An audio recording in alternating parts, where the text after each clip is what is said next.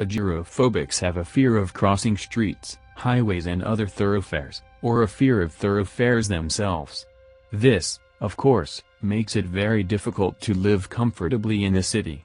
The word comes from the Greek gyros, which means turning or whirling, as the phobic avoids the whirl of traffic. The phobia covers several categories, wherein sufferers may fear wide roads, specifically down to suburban single-lane streets, and can also include fearing jaywalking or crossing anywhere on a street, even a designated intersection. This phobia is considered independent from the fear of cars.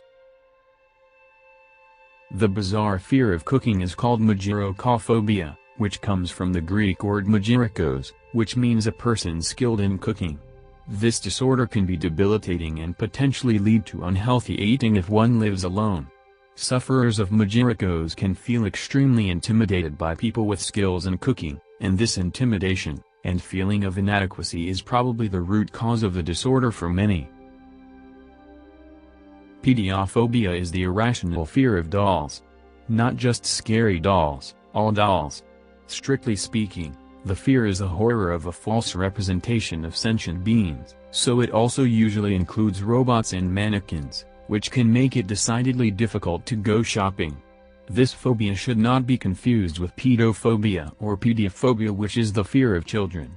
Sigmund Freud believed the disorder may spring from a fear of the doll coming to life, and roboticist Masahiro Mori expanded on that theory by stating that the more human-like something becomes, the more repellent its non-human aspects appear.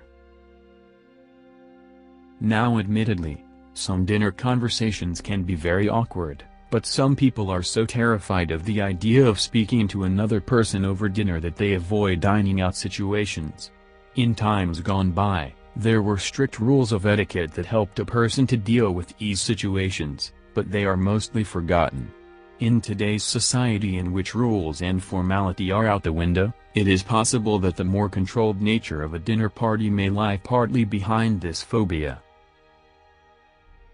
Isotropophobia is a fear of mirrors in the broad sense, or more specifically the fear of being put into contact with the spiritual world through a mirror.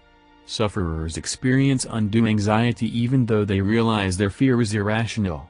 Because their fear often is grounded in superstitions, they may worry that breaking a mirror will bring bad luck, or that looking into a mirror will put them in contact with a supernatural world inside the glass. Demonophobia is an abnormal and persistent fear of evil supernatural beings and persons who believe such beings exist and roam freely to cause harm. Those who suffer from this phobia realizes their fear is excessive or irrational. Nevertheless, they become unduly anxious when discussing demons, when venturing alone into woods or a dark house, or when watching films about demonic possession and exorcism. Of all the phobias on this list, pantherophobia is probably the most common. It is the fear of one's mother-in-law. I am sure that most married people have, at one time or another, suffered from this terrible fear. This fear is one that is so common in Western society that it frequently appears in movies and other forms of entertainment. Of the many available therapies for this illness of the mind, divorce seems to be the most popular. A related phobia to pantherophobia is novricophobia, which is a fear of your stepmother. This disorder seems to be a fear that is quite easily worked around. Don't buy peanut butter. However, for a child who is forced to eat peanut butter and jelly sandwiches every day, one can see how it might cause severe trauma in later life. Here is the testimony of one alleged sufferer. Whenever I'm around peanut butter, I start to sweat excessively and my body starts convulsing. The roof of my mouth becomes coarse and itchy. I can't live with this fear anymore. My thirst for peanut butter must be quenched without me going into a full-blown panic attack. Cathosophobia is a terror of sitting down. This disorder can be sparked off by a particularly nasty case of hemorrhoids, but in some serious cases it can be due to physical abuse relating to sitting on sharp or painful objects. Sometimes, the sitting fear is due to some punishment in the school days, or it may be an indication of some other phobia like sitting in front of elite and influential people. Cathosophobia is characterized by sweating, heavy or short breath, and anxiety.